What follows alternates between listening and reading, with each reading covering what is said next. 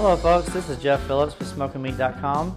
Today we are going to be smoking up some top sirloin steaks.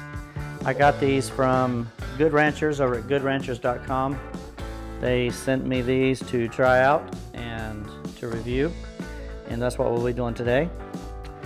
And I've got 5 of them in here. These arrived frozen. I took them out of the freezer yesterday afternoon and just set them in the fridge. That was plenty of time for them to thaw out. So those are ready to use. We're actually going to be applying some salt to the top of them. We're going to be applying some of my Jeff's Texas style rub and leaving that in the fridge for a couple of hours.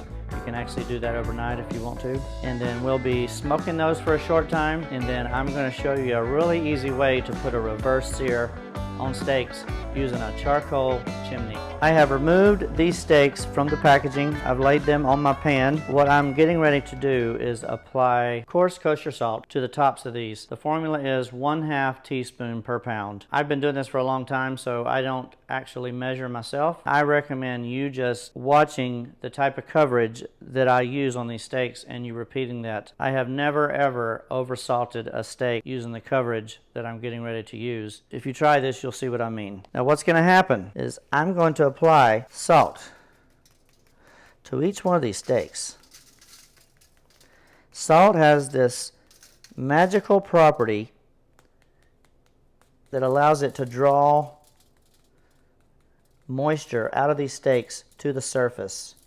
I'm just kind of taking my time here. That moisture that is drawn to the surface will then melt the salt, dissolve the salt, if you will.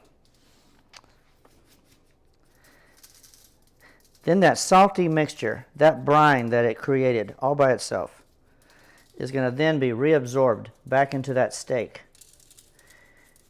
And it will be way more flavorful, 100 times more flavorful than it was before we started. This is why I dry brine all steaks. You can also do this on chops, chicken, whatever you're cooking as far as meat goes. I'm also going to apply my Jeff's Texas style rub. It has a little bit of salt, which is okay. It also has pepper, garlic, onion, and I want those flavors to also be on the steak. But I'm going to wait until that salt starts drawing that juice to the surface. Then I will apply my Texas style rub, and that'll take about 10 to 15 minutes. I will show you that in just a little bit. It's been 15 minutes, and as you can see, the salt is already drawing moisture to the surface, and the liquid is starting to puddle. That just never ceases to amaze me how well that works. At this point in the game, I'm going to add some Jeff's Texas style rub just to the top of these, and not real heavy.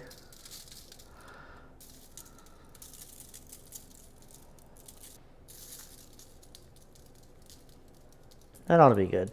Now what's going to happen is we're going to go place these in the fridge for 2 hours. You can do this the night before. You can do it up to 24 hours before if you want to. When these get done with their 2-hour time in the fridge, we are going to smoke these. We just pulled these steaks out of the fridge. They've been in there for about 2 hours.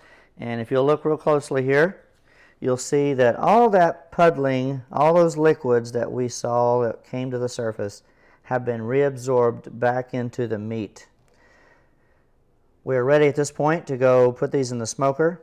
I'm thinking it'll take about an hour, and we're going to try to get them up to somewhere between 100 and 110 degrees Fahrenheit, and before we proceed from there. And I will meet you guys out by the smoker. We're using the Camp Chef Woodwind today. We've got it set on high smoke, which maintains about 220 degrees.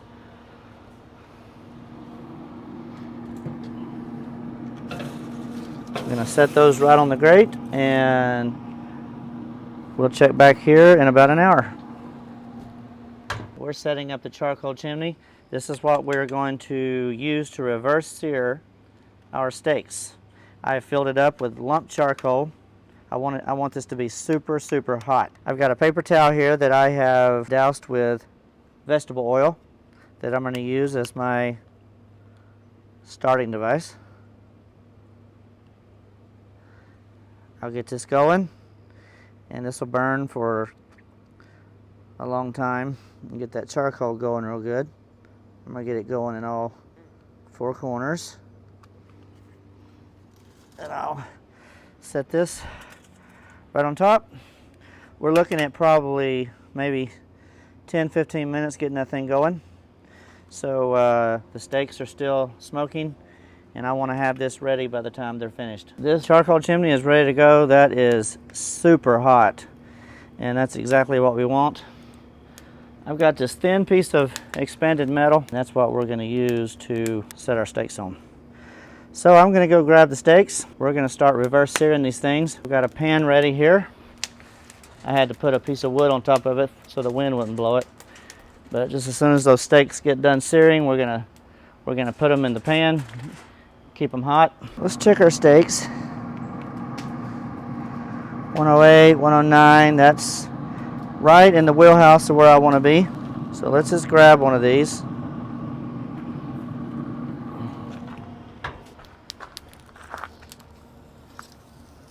I'm gonna place that right on our grate.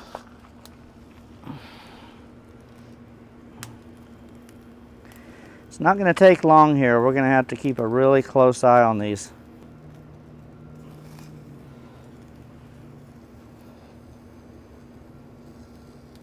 Now, how long these steaks take to cook in the smoker and how long they take to reverse sear, all of that has to do with the thickness of the steak, so that will vary. Mine are somewhere around 3/4 of an inch thick. So if you have some that's an inch thick, it's going to take a little longer. If you have some that's less thick than that, it's going to get done faster.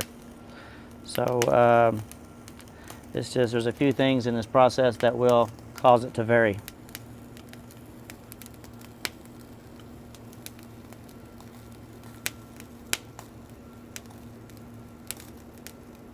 I don't know what the temperature there is, but I'd say that is extremely, extremely hot. I'm going to go ahead and flip that thing over. Oh, that was good. Look at that. That looks really good. Getting a little char around the edges. Now, if you like your steaks more well done, you can take them further in the smoker before you do this reverse sear. I like mine medium rare. That one's getting, that one should be 128. We're going to call that one done. We're going to drop that one in there. Get that covered up.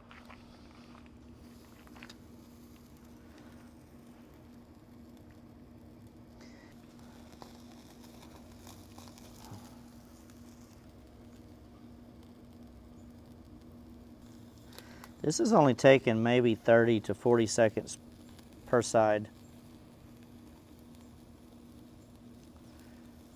That fire is incredibly hot. It's doing a quick job of it. And those look so good. All of our steaks are done. We're gonna get these in the house. We're gonna cut into one of these and see what it tastes like, see what it looks like. So I'll meet you in there. We've got one of our steaks out, laid it on the cutting board. This is the moment of truth.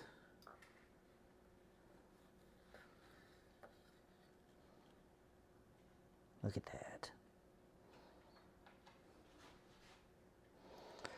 I'm gonna cut off a bite here. That's what I would call medium rare.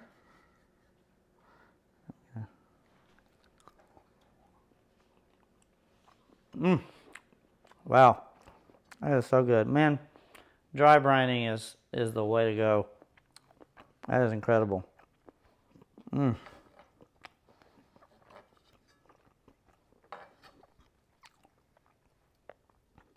is so good. That is a perfect medium rare in the center, perfectly reverse seared on the outside. And it's hard to believe we just simply did that on a charcoal chimney over lumped charcoal. I'm sorry, I gotta have one more bite. Man, you guys gotta try this at home. If you don't have a grill, no problem. Smoke those steaks. Start you up some charcoal in your charcoal chimney. Get you a piece of expanded metal or an old grill grate, almost anything. Put it over the top of that charcoal and reverse sear those things. I might have to go for another one.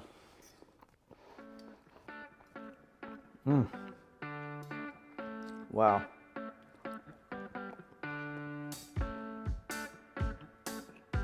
That is so good. Unbelievable. Appreciate you guys hanging out with me today as I cooked up these top sirloin steaks from goodranchers.com on the Camp Chef Woodwind smoker. We smoked them. We set up a charcoal fire in our charcoal chimney, and we reverse seared them over the top of that until they ended up about 128 degrees Fahrenheit. And man, they're just out of this world good, just juicy and flavorful from that dry salt brine we did, just made them flavorful. That Texas rub that I used added all that garlic and onion and cayenne to them, and it's just amazing. So this is something you can do in your smoker, in your backyard. Once again, this is Jeff Phillips with SmokingMeat.com. Be sure to hit that subscribe button before you leave, and I look forward to seeing you guys in the next video.